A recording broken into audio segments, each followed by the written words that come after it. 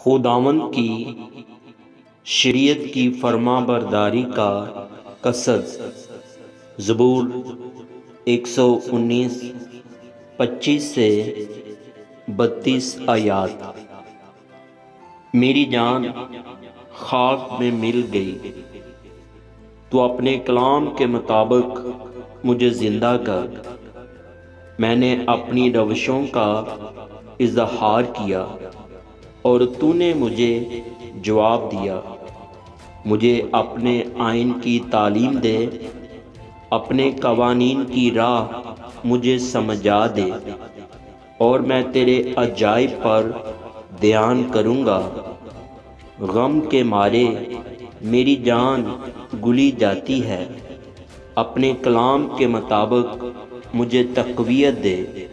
झूठ की राह से मुझे दूर रख और मुझे अपनी शरीयत अनायत फरमा। मैंने वफ़ादारी की राह इख्तियार की है। मैंने तेरे अहकाम अपने सामने रखे हैं। मैं तेरी शहादतों से लिपटा हुआ हूँ।